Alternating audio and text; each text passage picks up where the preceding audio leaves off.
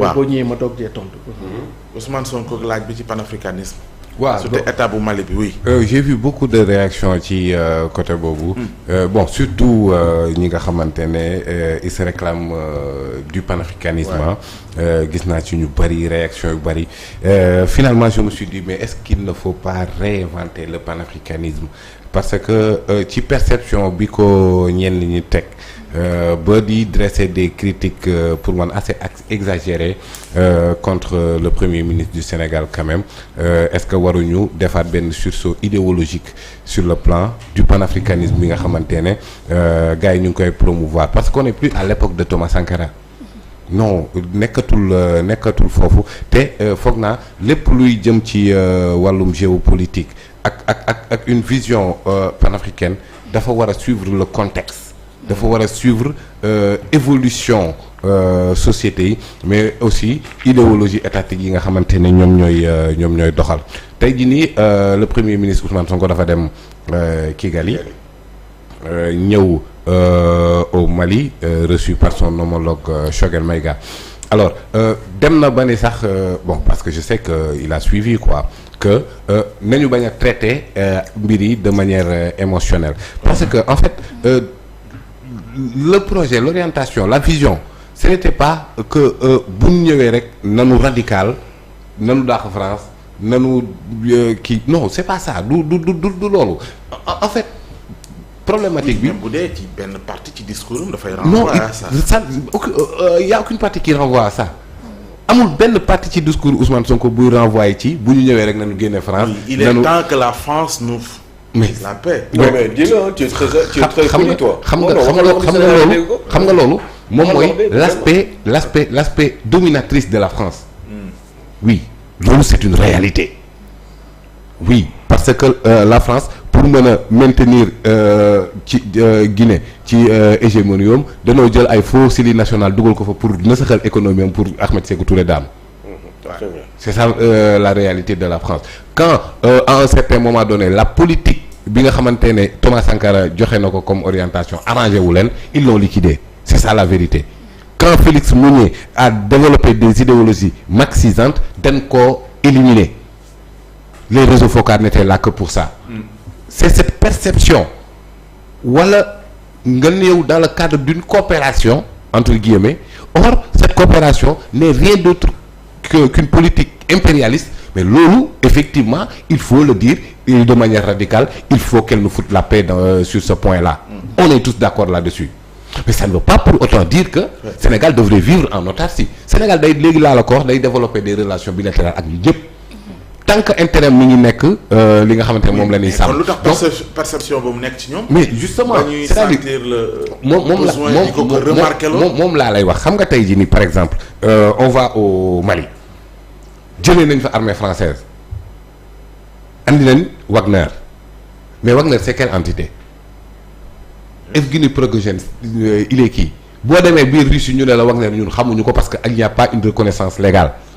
une société militaire privée reconnaître ñu ko fi quand le Mali s'associe avec Wagner bu amee problème kan ngay waxal doo wax ak Russie parce que Russie xamul Wagner dem na Centrafrique dem na Libye xam nañ li nga xamante ne moom moo fa am comme résultat mais est-ce que les résultats escomptés sur le plan sécuritaire au nord du Mali on l'a avec Wagner point d'interrogation. Mais pas du tout de toute façon la réponse elle est vite faite. Voilà mais il y en a pas. mais est-ce à dire que donc da nga war a génne opération Serval lu ñëw baax na ça ne se passe pas comme ça non plus. ñu bëri ñuy wax oui qu'est-ce que l'armée française fait toujours au Sénégal man jëm a jàpp ne une question sécuritaire de renseignement sécuritaire dañ ko war a téyel suñu bopp c'est une question de souveraineté mais tout le monde sait aussi que les accords militaires il faut être Macky Sall pour les négocier en 5 jours n'oublie pas qu'il a moom daf ko te Abdoulaye Wade daf leen fi jëlee woon en 5 jours de pouvoir mu delloo si leen or ce régime là loolu la ñuy xaar ci moom mais pas du tout c'est un système boo xamante ne au-delà de l'indépendance avant l'indépendance ba léegi mi ngi fi mais du ñu ñëw rek gëmm bët war a mën a yow rajaxe lépp Ousmane Sonko wootewul loolu alors donc peut-être que le Mali avec le régime de Assimi Goïta génn nañ France ci armée bi Barkhane dàq nañ RFI dàq nañ France 24 et cetera mais est-ce que loolu noonu dafa assurer carrément son développement économique sincèrement. c'est une autre paire de manches. voilà léegi nag kon te ñun la finalité du changement de régime qu'on a au Sénégal l'objectif le but la finalité c'est d'avoir un décollage économique respectable c'est de ne plus avoir cette cadence de développement assez relative alors loolu naka lañ koy amee ce n'est pas émotionnel ça ce n'est pas émotionnel ce n'est pas de dire que ni oui on est nationaliste ou panafricain nangam et cetera mais boo ko defee gis nga Guinée dëgg la Ahmed Sékou Touré wane na courage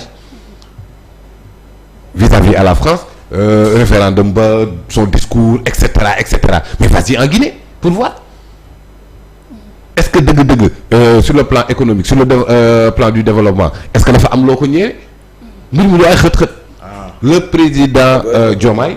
le premier ministre Ousmane Sonko en fait l'objectif bi ñu am moom mooy génn Sénégal ci guute yi ñu nekk alors loolu naka la ñu koy defee c'est de l'intelligence panafricaine ce n'est pas du panafricanisme de populisme c'est de l'intelligence panafricaine intelligence panafricaine boobu nag dem ak sa xel la du dem ak sa xol du dem ak sa xët-xët alors donc tey jii nii ñu ngi nekk ci contexte géopolitique boo xamante ne sous région bi mais ñaari entité ñoom ñoo fi nekk c'est ça la vérité il y a la CEDEAO d'une part il y a d'autre part les pays de l'AES mais ñoom ñaar ñëpp actuellement ce sont des avions bombardiers qui ne savent pas décoller pour le moment nangu nañ nag que ni CEDEAO ni mu mel ak ni mu yàgg a doxee fii nii amul lenn loo xamante ne surtout sur le plan économique bi nga xamante ne moom mës a nekk objectif am amul lenn lu mu ñu servir au contraire dafay ñëw fekk suñu voisin immédiat Mali nga xamante ne ñoo bokk lépp même document administratif lañ amee indépendance drapeau bi étoile moo ñu kii suñuy devise un peuple un but une foi donc c'est le même peuple Mali Sénégal mun nañu léegi embargo leen ko loolu la ñu CEDEAO jëriñ CEDEAO bu toogee fekk Alassane Ouattara amul droit troisième mandat mu def ko CEDEAO du naawul ci Alpha Condé or bu dee fekk nag moom CEDEAO bi population yi xool ne seen régime bii nii arrangé wu leen ñu fal la malgré la démocratie qui s'y est malgré le nombre de pourcentage boo mën a am nga ñëw bëgg a noot sa askan dellowaat buumu jaam bi dellowaat ko France comme si da nga nekk toujours une colonie mais dañ la war a balayer et je suis d'accord ak Assimi Goïta je suis d'accord avec le capitaine Traoré ak ñeneen ñi nga xamante ne tey jii nii ñoom ñoo taxaw bañ seen peuple nekk ci nooteel ñu effacer ces régimes soi-disant démocratiques ñu effacer leen pour tegaat seen dëkk ci yoonu nationalisme ci yoonu panafricanisme alors léegi nag loolu noonu yëpp bu amee kon AES contenu am baax na mais CEDEAO aussi cadre am baax na alors léegi da ngay ñëw rek balay lépp par un revers de main déedéet l'objectif du tandem Diomaye Sonko l'objectif de la médiation bi ñu leen dénk ñoom xam nañ ko alors li nga war a def moom mooy avoir une organisation sous-régionale forte parce que Sénégal on est combien d'habitants 18 millions CEDEAO on en a combien 300 millions. donc nga ñëw am ay économie boo xamante ne tu as 300 millions de marchés ce n'est pas n'importe quoi ça sur le plan économique et monétaire mais ku nekk yore sa monnaie amul sens si li national ëppul doole franc CFA dëgg la léegi nag nga xool nag ci cadre boobu noonu les textes de la CEDEAO yi nga xamante ne ñoo ko amoon de manière originale am na ci bëri yoo xamante ne baax na dañ ko war a améliorer dañ ko war a renforcer mais avec le contenu de l'AES sur le plan mentalité sur le plan idéologique xam ne d'abord l'Afrique aux Africains comme disait ton marabout. Oui, allez. C'est-à-dire que pas mal li ma lu rafet la mais bon mi ngi wax aussi maa ngi doon sourire parce que il y a pas mal ça il y a un an li nga doon wax nii loolu la doon wax mais bi ma ko daan wax dañ ñu daan saaga li nga wax nii oui ci CEDEAO gars yi c'est pas ce qu'elle disait Ousmane Sonko en lui-même c'est pas ce qu'elle disait il faut aller revoir les VAR li nga wax ni tey jii nii lii nii nga wax ni tey wallaay ci télé laay nekk di wax répété nañ ko man plusieurs fois mais xam nga boo lan leen wax ñun on s'en fout ñun on est des